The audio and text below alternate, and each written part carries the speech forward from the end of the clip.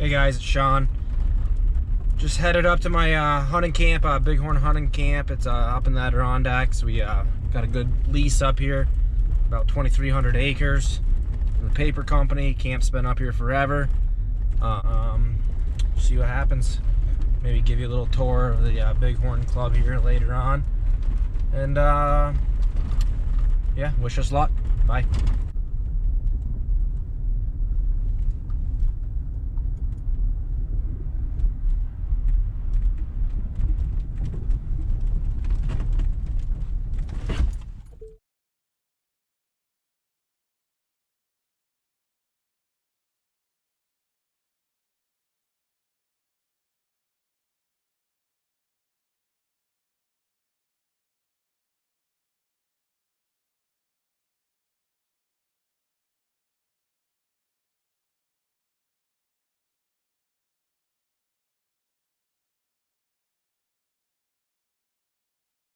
Yeah, it's going.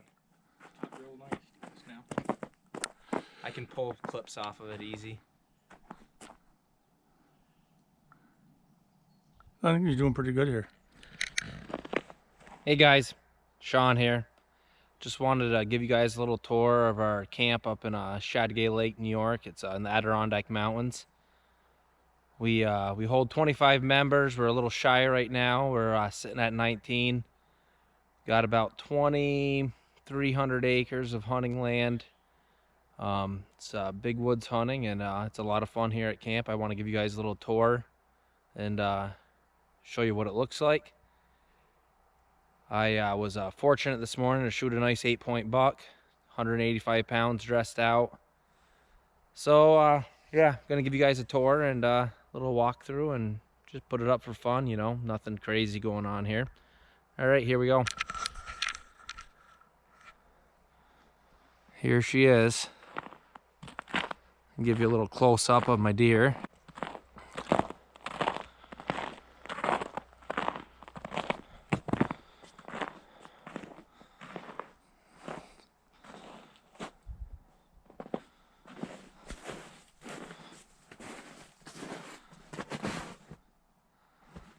Nice buck, heavy rack. Kind of short on the tines, but still a Adirondack dandy in my opinion. Almost a 9th point, but not quite. He's missing a brow tine, and he's got that little nub up there at the end. Well, let's take you inside.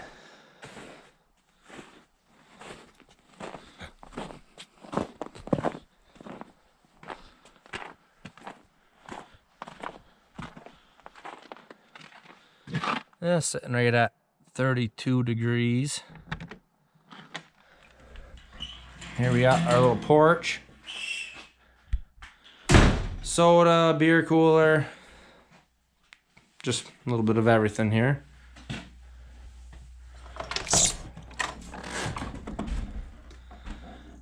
Coming right into our living room. It's where everyone hangs out, eats supper, sits around. Got a couple tables, gun rack, map of the property. We got the Bighorn Hunting Club right here. We'll roll you into the kitchen. Nice big 6-burner stove, double oven, griddle on the side here.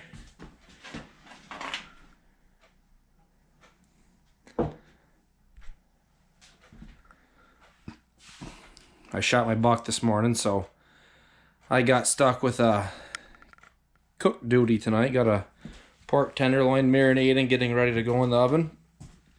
The rest of the boys are out hunting.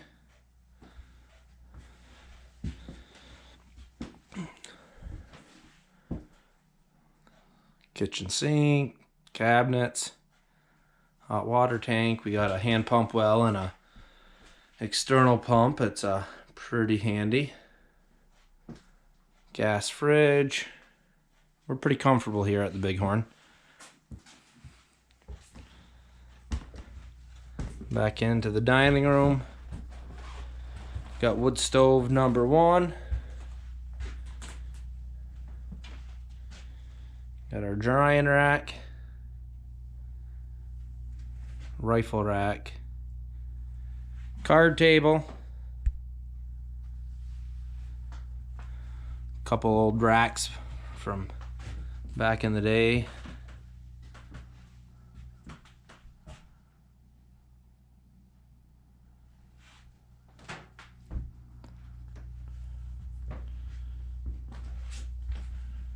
Here's a couple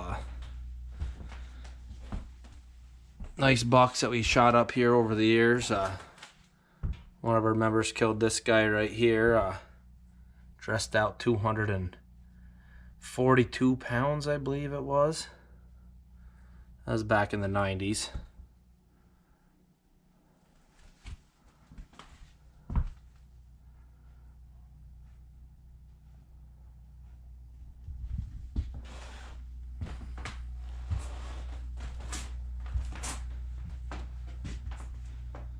Right into our living room. Couple recliners. Couch. The old bar. We don't really sit at it, just kind of a catch-all, and a couple bottles of booze. Little TV. There's a window with the buck pole right out here. Take a peek at my deer.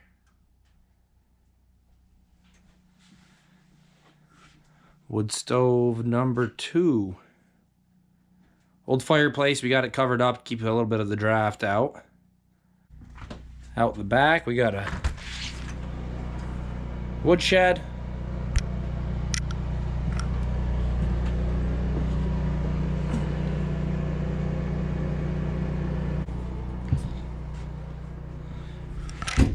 And we'll take you up the stairs to the bunkhouse.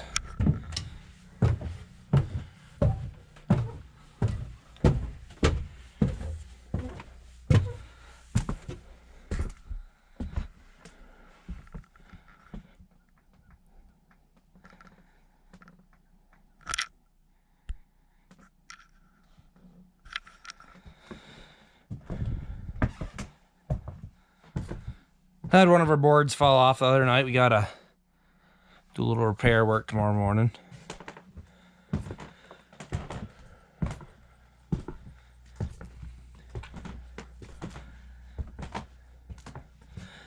This back part's our dining room, where our kitchen below, and they call it the condo. Couple more beds here.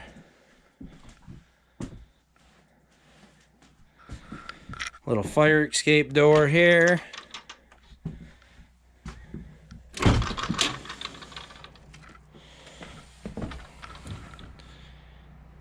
Ladder down.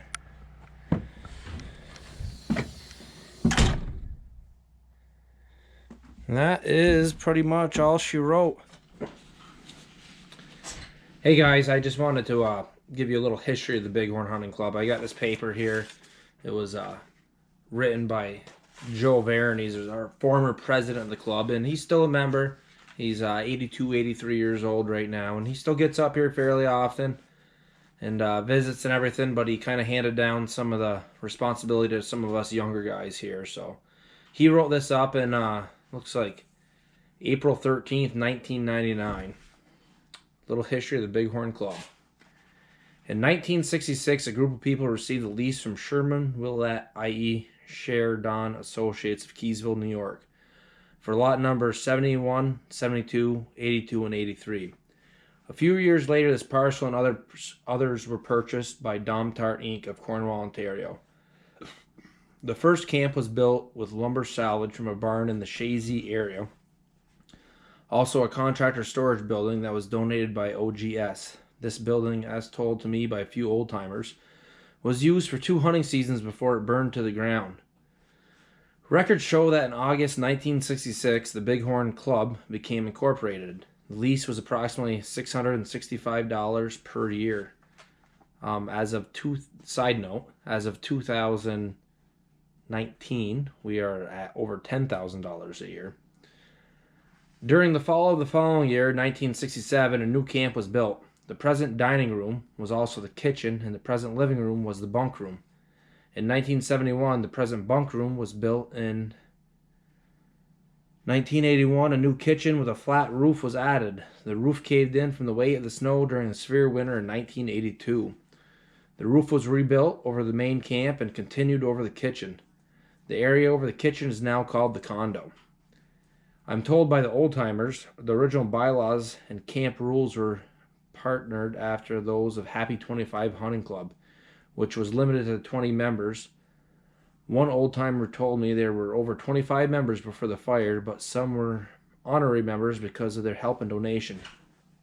They are noted here: G. Waldron, Dan Kelliger, Monty, Les Jordan, Frenchie the Dynamite Man, Jack McCory, Earl Kuchar, John Bigelow Sr., John Bigelow Jr., Joe Reef, who's still a member of the Bighorn Club, John Reef, who got out a few years ago, Tot LaFowan, Bobby LaFowan, John Kennedy, Roger Favreau, Clint LeBombard, Jim Randall, Roger Quinn, Rod Rodriguez, Don Douglas, Gary Howard, Lee Andrews, Ray Martin Jr., Bill Dart, John Summers, Ed Beachman, Bill Durnan, Don Jordan, Jack Ruger, who's also still a current member, and Bob Durkee. In February of 1972, we started annual spaghetti feed, which continued until 1988. In 1989, the spaghetti feed was discontinued, and we began an annual fishing derby held on Shazy Lake. It continues today, although it was canceled in 1995 due to dangerous ice conditions on the lake. Our deer feed program was began at this approximately the same time and continues to this day, which it doesn't anymore. So yeah, it's a little history in the Bighorn Club. I think it's pretty cool, these old Adirondack camps. It's just kind of neat. I grew up, my grandfather was a hunter, and he pretty much was out of it. He actually had a camp over by Ragged Lake, which is off of our property, but I was a little fella when he got rid of it. And my father wasn't a hunter, my mother wasn't a hunter, and I grew up doing scouts and different outdoor stuff, and I had some good friends that were into it. And I started hunting when I was probably, 15, 16, kind of self-taught. Had some good friends along the way that helped me out and, taught me what they could. And I had a friend, John Roberts, who's still a current member, and he brought me up here as a guest probably 8 or 9 years ago. And he brought me up here and showed me the place, and he got me into this club. When growing up, I knew about these old Adirondack camps, and I really didn't think it was even possible to get into one unless you were a family member or cousins of somebody, married somebody. They were real tough back in the day. Nowadays, it's harder to get guys that want to come up here and hunt and spend time at camp. But we have a good crew up here. We like to have a good time and hit the woods and eat good food and have a couple beers and just enjoy the big woods hunting. Hey guys, back again here. I was just thinking about it. I'm doing this video for fun.